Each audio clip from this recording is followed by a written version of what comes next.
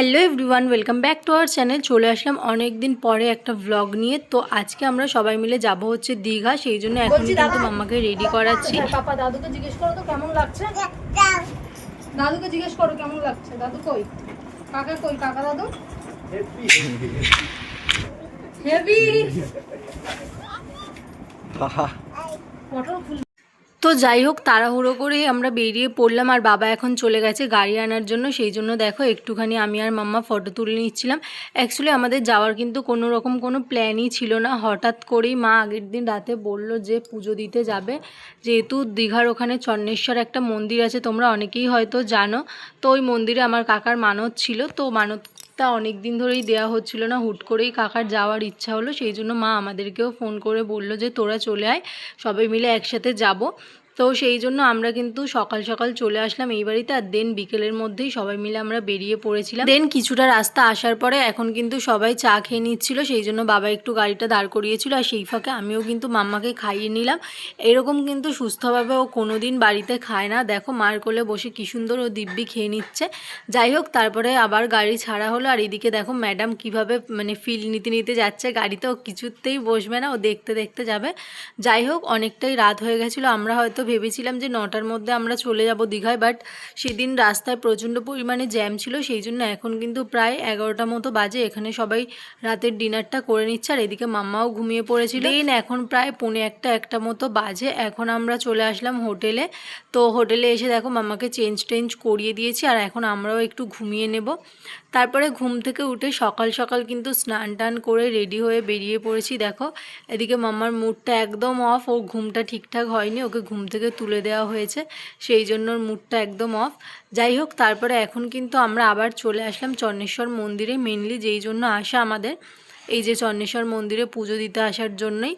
তারপরে সবাই একে একে কিন্তু আমরা ডালা নিয়ে নিলাম, আর এখন আমরা চলে যাব হচ্ছে পুজো দেওয়ার জন্য। আর এখানে একটা জিনিস খুবই খারাপ, এখানকার পণ্ডিতরা কিন্তু নিজেদের ইচ্ছা মতো তোমাদের উপরে টাকার চাপিয়ে দেবে। আমাদের থেকে তো 2000 টাকা মতো চেয়েছিল পুজোর পরে, বাট আমরা অনেক বুঝিয়ে বাজিয়ে 1000 টাকা দিয়েছি। ডালা, যে কটা ডালা থাকবে সেই ওয়াইজ ওরা 500-600 টাকা করে চাইবে তোমাদের থেকে। তো অনেক বলে টলে আমরা, ওরা এমনও ওদের ব্যবহার যে ওরা ডালাটা দেবে না, ডালাটা নিয়ে রেখে দেবে ঠাকুরের সামনে। তো যাই হোক, অনেক বলার পরে আমরা কিন্তু 1000 টাকা দিয়ে তারপরে ডালা নিয়ে এসেছিলাম। তারপরে এখন আমরা চলে আসলাম হচ্ছে দীঘার জগন্নাথ মন্দির ঘোরার জন্য। তো অনেক দিন থেকেই ইচ্ছে ছিল মন্দিরে আসবো। দেখো এটা কিন্তু সত্যি যে ভগবান যখন টানবে তখনই তোমার আসা হবে। অনেক দিন থেকে প্ল্যান করা হয়, আমাদের কিন্তু কোথাও ঘুরতে যাওয়া হয় না, কত প্ল্যান ক্যান্সেলও হয়ে যায়। বাট এটা দেখো হঠাৎ করেই ঠিক হলো, আর হঠাৎ করেই আমরা চলে আসলাম। যাই হোক, এখন হচ্ছে দেখো বাবা কাকা ঠাম্মার সাথে ফটো তুলে নিচ্ছে, কারণ আবার কবে একসাথে সবাই ঘুরতে যাব ঠিক নেই। দেন হচ্ছে এদিকে দেখো মাম্মা তো প্রচণ্ড মজা পাচ্ছে, ওর মতো দিব্যি ঘুরছে, কারোরও হাত ধরবে না, ওর মতো ছোটাছুটি করবে। মা তো ওর পিছনে সারাক্ষণ ছুটে গেছে যতক্ষণ ছিল ওখানে, বাবা আর মাই ওকে হ্যান্ডেল করেছে। আর বাবা মার সাথে ঘুরতে গেলে কিন্তু এটাই ভালো দিক যে সবাই ওকে সামলে নেবে, আমি আমার মতো ঘুরতে পারবো, ফটো তুলতে পারবো, ভিডিও করতে পারবো। দেন এখন আমরা আবার চলে আসলাম হোটেলে, আর হোটেলে এসেই কিন্তু দেখো সবাই আমরা এখন চেঞ্জ করে নিয়ে বসে পড়ছি ব্রেকফাস্ট করার জন্য, কারণ সকালে তো কেউ আমরা খাইনি কিছু, পুজো দিতে যাবো বলে, সেই জন্য সবার খুবই খিদে পেয়ে গেছিলো। দেন ব্রেকফাস্টটা সেরে এখন কিন্তু আমরা বেরিয়ে পড়েছি একটু বিচের চারিদিকে ঘোরার জন্য। আর আমি কিন্তু অনেক বছর পরে দীঘায় আসলাম, সেই ক্লাস আমি 10-এ পড়তাম তখন এসেছিলাম, আর এই আসা। আর এদিকে মামা এসেই বায়না করছিল বল নেওয়ার জন্য, সেই জন্য ওকে কিন্তু এখন একটা বল কিনে দেওয়া হয়েছে। আর এখানে প্রচণ্ড পরিমাণে হাওয়া দিচ্ছিল, সেই জন্য মাম্মা একটু বিরক্ত ফিল করছে। যাই হোক, এখন কিন্তু বাবা কাকা বরমশাই ওরা সবাই নেমে গেছে স্নান করার জন্য, আর এদিকে আমি মা ঠাম্মা আমরা বসেছিলাম, কারণ হচ্ছে মাম্মা যেহেতু ছোট এতক্ষণ তো জলে ওকে নিয়ে থাকা যাবে না, তো শেষের দিকে ওকে একটু নিয়ে যাবো আর আমরাও স্নান করে আসবো। দেন দেখো তারপরে ওকে নিয়ে কিন্তু এখন ওর পাপা একটু গেছিলো স্নান করার জন্য, আর ও প্রচণ্ড পরিমাণে ভয় পাচ্ছে কেন জানি না। ও কিন্তু স্নান করতে খুবই ভালোবাসে, বাড়িতে তো জল থেকে উঠতেই চায় না, বাট এখানে হয়তো এত লোক দেখেও ভয় পেয়ে যাচ্ছিলো।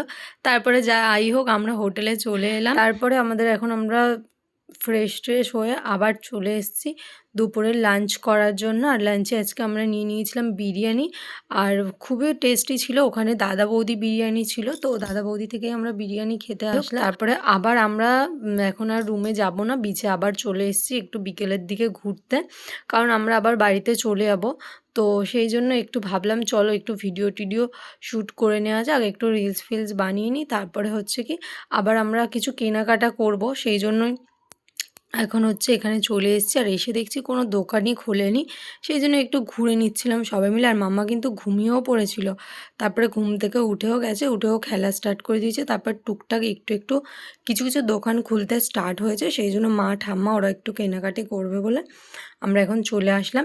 আর এদিকে দেখো দুষ্টুর্গাকে তোমরা সবসময় দেখতে পাবে যে ও কোথাও না কোথাও ছোটাছুটি করছে, কোনোভাবে সুস্থভাবে ও থাকবে না, যেখানেই যাবে ও ছোটাছুটি চাই।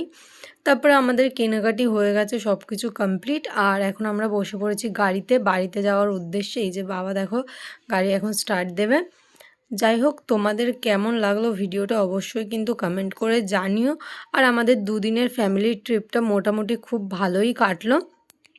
তোমরা কারা কারা ফ্যামিলির সাথে ঘুরতে যেতে ভালোবাসো অবশ্যই কিন্তু কমেন্ট করে জানিও। দেখা হচ্ছে নেক্সট ভিডিওতে, বাই।